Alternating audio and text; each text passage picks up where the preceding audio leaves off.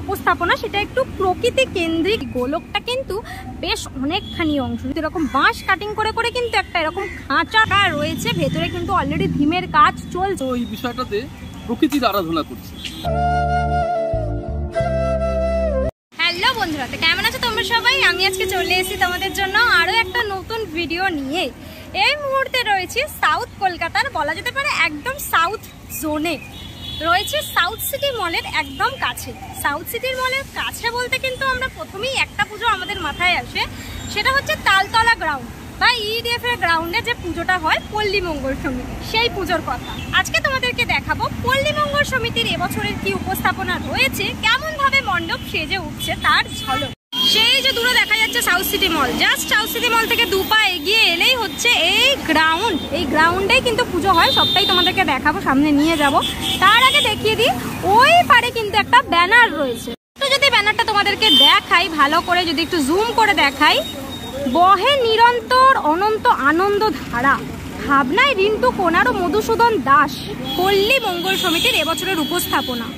কিভাবে আসতে হবে আশা করি তোমাদের কাউকে বোঝানোর দরকার নেই। তোমরা যদি মেট্রো স্টেশনে করে আসতে চাইছো তাহলে কিন্তু তোমাদের রবীন্দ্র সরোবর মেট্রো স্টেশনে নেমে খুব সুবিধা হবে এই মণ্ডপে আসা। রবীন্দ্র সরোবর মেট্রো স্টেশন থেকে জাস্ট একটা অটো নিলেই কিন্তু তোমরা এই মণ্ডপে ইজিলি পৌঁছে যেতে পারবে। বলতে হবে তালতলা গ্রাউন্ড নামবো। তাছাড়াও অনেক বাস আসে, তোমরা রাসবিহারী হোক, হাজরা হোক বা যে কোনো প্রান্ত থেকে কিন্তু বাস ধরে চলে আসতে পারো। যে কোনো যাদবপুরগামী বাস বা যে কোনো সাউথ সিটিগামী বাস করে কিন্তু তোমরা চলে আসতে পারো। একদম এইখানে ইডিএফের গ্রাউন্ডের সামনেই রাস্তায় নামতে পারো। রাস্তার পাশেই পুজোটা হয়, একদম বলা যেতে পারে রাস্তার ওপরের পুজো, ঠিক মেন রোড, তার পাশেই প্রাঙ্গণ। অলরেডি কিন্তু এখানে মোটামুটি কাজ অনেক দূরই এগিয়ে গেছে, দেখতে পাচ্ছি।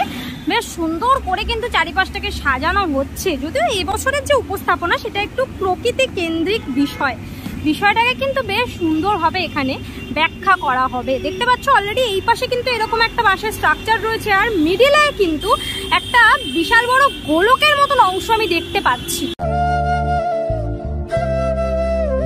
সামনে যে গোলকের মতো অংশটা সেটা কিন্তু বেশ অনেকখানি অংশ নিয়ে কিন্তু এই গোলাকার পোর্শনটা কিন্তু রেডি করা হচ্ছে। দেখতে পাচ্ছ তোমরা, বাঁশের স্ট্রাকচার তো রয়েছে, তার সাথে সাথে কিন্তু বেশ কিছু আয়রনেরও স্ট্রাকচার আমি দেখতে পাচ্ছি রয়েছে। যদি একটু সামনে থেকে তোমাদের বিষয়টা দেখাই, আশা করি তোমরা দেখতে পাচ্ছ এই যে ওপর দিয়ে অংশগুলো গেছে, এগুলো কিন্তু সব আয়রনের মেটেরিয়াল দিয়ে বিষয়টাকে করা হয়েছে।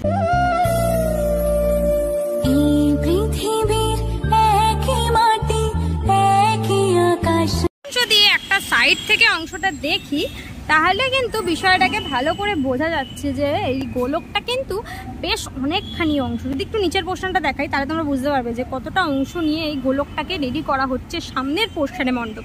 একটুখানি যদি কাছে নিয়ে যাই তাহলে বিষয়টা তোমরা দেখতে পাবে, এখানে কিন্তু বেশ কিছু এরকম আয়রনের সব অংশ রয়েছে, যে আয়রনের মেটেরিয়ালগুলো কিন্তু দিয়ে গোলকের মেন স্ট্রাকচারটাকে রেডি করা হয়েছে।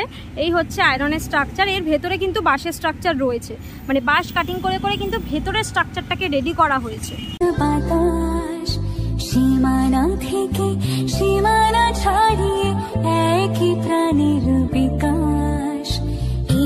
তোমাদের কাছ থেকে দেখাই, দেখো এখানে কিন্তু এই যে ওয়েল্ডিং করে করে কিন্তু এই রডের সাহায্যে, তারপরে এখানে এরকম বড় বড় আরও অংশ রয়েছে আয়রনে, সেগুলো ওয়েল্ডিং করে করে কিন্তু এই পুরো ডোমটাকে তৈরি করা হয়েছে। যদি একটু এই সাইডটা দিয়ে দেখি তাহলে কিন্তু দেখতে পাবে যে এই সাইডে কিন্তু এই যে ডোমের যে অংশটা, সেই অংশের ভেতর ভেতর কিন্তু এরকম বাঁশ কাটিং করে করে কিন্তু একটা এরকম খাঁচার মতন বিষয়টাকে করা হয়েছে। যদিও এবছরের যেটা উপস্থাপনা সেটা একটু প্রকৃতি কেন্দ্রিক, কিন্তু কিভাবে সেটাকে বিষয়টাকে বর্ণনা করা হবে সেটা তো ক্রমশ প্রকাশ্য। যত দিন যাবে তত মণ্ডপটা সুন্দর করে সেজে ওঠার পর কিন্তু ধারণাটা ধীরে ধীরে ক্লিয়ার হবে। তোমাদেরকে দেখাচ্ছি তালতলা গ্রাউন্ডে, অর্থাৎ পল্লী মঙ্গল সমিতির পুজোর প্রস্তুতি ঠিক কেমন ভাবে সাজানো হচ্ছে মণ্ডপকে। যদিও মণ্ডপের সামনে কিন্তু একটা বিশাল বড় গোলক করা হচ্ছে, এইটা কিন্তু একটা চমক দেবে এই বছর, এটা কিন্তু বলা যেতে পারে। তোমরা কে কে তালতলার পুজো দেখতে আসো যাদবপুর বা ঠাকুরিয়া অঞ্চল থেকে, অবশ্যই আমায় কমেন্ট করে জানিও। দেখাচ্ছি তোমাদেরকে মণ্ডপ, আকাশটা জাস্ট দেখো কি অপূর্ব সুন্দর লাগছে না দেখতে। বাঁশের কাজ মোটামুটি এখনো চলছে, সবেমাত্র 25 কি 30% কাজ এগিয়েছে, এখনো হিউজ কাজ বাকি আছে। তবে এই যে সামনে গোলকটা তৈরি হচ্ছে, যদি এর পেছন দিকটায় তোমাদের নিয়ে যাই তাহলে কিন্তু আমরা দেখতে পাবো মূল মণ্ডপ। মূল মণ্ডপের ভেতরে কিন্তু এখন ভিডিও করা অ্যালাউ নয়, সেই জন্য বাইরে থেকে যতটা দেখা যাবে ততটাই তোমাদেরকে দেখাতে পারবো। গোলকটা কিন্তু বলা যেতে পারে মণ্ডপের মূল চমক। আর এই দিকে কিন্তু রয়েছে একদম মূল মণ্ডপ। মূল মণ্ডপের ভেতরে আমি নিয়ে যেতে পারবো না, মূল মণ্ডপের ভেতরে কিন্তু অলরেডি থিমের বেশ কিছু কাজ শুরু হয়ে গেছে। একদম শেষ হচ্ছে, তারপরেই রয়েছে এটা মূল মণ্ডপ। যদিও মূল মণ্ডপের সব অংশই কিন্তু ঢাকা রয়েছে, ভেতরে কিন্তু অলরেডি থিমের কাজ চলছে। ডোমটা মানুষ মণ্ডপের একদম সামনের অংশে কিন্তু এই ডোমের মতন বিষয়টাকে দেখতে পাবে। এখানে সব থিমের পোর্শন দিয়ে বিষয়টা ঘেরা থাকবে, ডোমটাকে রেডি করা হবে। তারপর সাইড দিয়ে কিন্তু জায়গা করা হবে দর্শনার্থীর প্রবেশ করার, আর এই দিকটা কিন্তু মূল প্রবেশ পথ হবে ভিতরে প্রবেশ করার। আর ওই দিকেও একটা রাস্তা করা আছে, ওই দিকটা কিন্তু এক্সিট হবে। যতটা দেখানো যায় ততটাই দেখাচ্ছি, কারণ ভেতরে কিন্তু এখন ভিডিও করা অ্যালাউ নয়। তবে আবার যখন আরেকটু বেশি কাজ এগিয়ে যাবে, মোটামুটি অনেক দূর এগিয়ে যাবে, তখন কিন্তু আমি তোমাদেরকে আরেকবার দেখাতে আসবো যে কেমনটা লাগছে মোটামুটি প্রস্তুতিটা। এখন তো একদম ইনিশিয়াল পর্যায়ে যেটুকু কাজ হয়েছে সেটুকুই দেখাচ্ছি। যে মূল বিষয় ভাবনা সেটা তো প্রকৃতিকে নিয়েই তোমাদেরকে বললামই। মোটামুটি এবছরে যে মণ্ডপের যে মূল এলিমেন্ট, তার মধ্যে কিন্তু বাঁশ থাকবে, মাটি থাকবে, চাটাই থাকবে, বেশ কিছু এরকম নেচার ফ্রেন্ডলি জিনিসপত্র কিন্তু ইউজ করে মণ্ডপটাকে সাজানো হবে।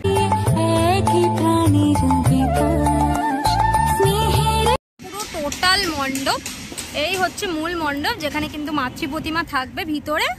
আর বিশেষ কিছু তোমাদেরকে এই মুহূর্তে দেখানো নেই, সবে মাত্র যেহেতু বেশি দূর কাজ এগায়নি, ধীরে ধীরে বিল্ড আপ হবে, থিমের অংশগুলো তারপর অ্যাটাচ করা শুরু হবে, তারপর কিন্তু বিষয়টা আরো স্পষ্ট হবে। ইনিশিয়াল পর্যায়ে যতটুকু দেখানো যায় ততটুকুই কিন্তু তোমাদেরকে দেখালাম। পল্লী মঙ্গল সমিতির প্রাঙ্গণে আমি রয়েছি তালতলায়, আর এই মুহূর্তে কিন্তু দাদাকে আমাদের সাথে পেয়ে গেছি। রিন্টুদা, নমস্কার দাদা। আচ্ছা, এই বছর একটা ট্যাগলাইন আমরা দেখেছিলাম, খুঁটি পুজোতে ব্যানারটা রিলিজ হয়েছিল, বহে নিরন্তর অনন্ত আনন্দধারা। বিষয়টা ঠিক কি? আমরা মূলত এই বিষয়টাতে প্রকৃতির আরাধনা করছি। প্রকৃতির যে এই বহমানতা, তার মধ্যে মানুষের সঙ্গে যে প্রকৃতির একটা অন্তরাত্মার লিঙ্ক যাকে বলে আর কি। মানে আমরা মেনলি ভাবছি যে আমাদের এই শহরে দৈনন্দিন ব্যস্ততার জীবনে কোথাও প্রকৃতির এই ফর্ম, তার রূপ, হ্যাঁ, তার রং কোথাও আমাদেরকে ভীষণ রকম রিলিফ দেয় এই ব্যস্ততা থেকে, এই একঘেয়েমি জীবন থেকে। সেভাবেই আমরা প্রকৃতি মাকে প্রকৃতির রূপে আরাধনা করি আমাদের ইতিহাসের মধ্যে দিয়ে। আচ্ছা, মোটামুটি মণ্ডপের এই যে বাইরের যে অংশটা দেখছি সবগুলো কি প্রকৃতি রিলেটেড বিষয়? অবশ্যই প্রকৃতির ফর্মটাকে আমরা আরেকটু মিনিমাইজ করে নিয়েছি, দিয়ে আমরা প্রেজেন্ট করছি ব্যাপারটা। আচ্ছা, এটা কি কোনো সামাজিক দিককে তুলে ধরা? সামাজিক বলতে প্রকৃতির সচেতনতা তো রয়েইছে, ধরুন প্রকৃতিকে ভালোবাসতে, প্রকৃতিকে চেনাতে আমরা ছোট্ট একটা প্রকৃতিকে নির্মাণ করছি এখানে। বাহ, মানে একদম গ্রিন ইনিশিয়েটিভ বলা যেতে পারে, গ্রিন ইনিশিয়েটিভ মোটামুটি বলা যেতে পারে। খানিকটা তো অবশ্যই প্রকৃতি সচেতনতা, প্রকৃতিকে ভালোবাসা, তার একটা সোর্স তৈরি করা। আচ্ছা, এবারে জিজ্ঞেস করবো যে মণ্ডপের তো কাজ মোটামুটি অনেক দূরে এগিয়েছে দেখছি, মোটামুটি কত দূর অবধি এগিয়েছে কাজ পার্সেন্টেজ হিসাবে যদি বলি? পার্সেন্টেজ বলতে 25% বলবো এখন আর, মানে এখনো হিউজ কাজ বাকি রয়েছে, অনেকখানি কাজ বাকি। আচ্ছা, মোটামুটি কি ইনস্টলেশন বেস কাজ আছে না সব এই ফিল্ডেই হবে? ফিল্ডে হবে। আচ্ছা, আর মোটামুটি এখানে এলিমেন্ট তো বেশ কিছু দেখতে পাচ্ছি, এর মধ্যে বাঁশ আছে, তোমার আয়রন আছে, এর সাথে কি আরো কোনো অ্যাড অন ম্যাটেরিয়াল থাকবে? মাটি থাকবে, প্যারিসের ব্যবহার হচ্ছে, বাঁশ তো দেখতেই পাচ্ছেন, চট যা লাগে আর কি, মোটামুটি সেরকম মোটামুটি অনেক কিছু ম্যাটেরিয়াল থাকবে, এলিমেন্ট থাকবে মোটামুটি। আর মণ্ডপটা কবের মধ্যে তুমি রেডি করে দেবে ভাবছো? আমাদের তো টার্গেট রেখেছি মহালয়ার মধ্যেই যতটা শেষ করে দেওয়া যায় আর কি, তারপর তো উপরওয়ালা দিচ্ছে, বৃষ্টি পড়ছে একদমই, যার জন্য কাজ পিছিয়ে যাচ্ছে বেশ কয়েকদিন। আচ্ছা, বিগত বছরে এশিয়ান পেন্টসে নমিনেটেড পুজো, এই বছরে কি তোমার আশা রয়েছে এই পুজোর তরফ থেকে? মানে তুমি কতটা কিভাবে প্রেজেন্ট করবে বিষয়টাকে? আমরা তো লড়াই চালাচ্ছি, দেখা যাক, সবটাই অন্য জায়গায় আর কি বিচার্য। আমরা আমাদের চেষ্টার একটা ফোঁটা খামতি রাখছি না, যতটা সম্ভব লড়ে যাচ্ছি। এবারে আসবো প্রতিমার কথায়। অর্জেন্দু দে প্রতিমা শিল্পী, যিনি গত বছর পড়েছিলেন এখানেই, উনি আমার মাস্টারমশাই হন। আচ্ছা, উনি প্রতিমা শিল্পী। আর প্রতিমাটা আমরা যেভাবে অ্যারেঞ্জ করছি সবটাই প্রকৃতি কেন্দ্রিক আর কি, মানে মাকেও আমরা প্রকৃতির মধ্যেই স্থাপন করছি। মানে মা দুর্গার মধ্যে আমরা প্রকৃতি দেবীরও ব্যাপারটাকে দেখতে পাবো, মা আর প্রকৃতি যেন কোথাও আলাদা নয়, এরকম একটা ব্যাপার তৈরি করার জন্য আমরা ঠাকুরটা সেভাবে সাজিয়েছি। অসংখ্য ধন্যবাদ দাদা। এবার লাস্ট প্রশ্ন, দর্শনার্থীদের তরফে তুমি কি বলতে চাইবে তোমার থেকে? আমি বলবো খুব স্নিগ্ধ মন নিয়ে আসুন, আরো স্নিগ্ধতা নিয়ে ফিরে যান। একদম থ্যাংক ইউ দাদা, পুজোর অনেক আগাম শুভেচ্ছা তোমার। Thank you.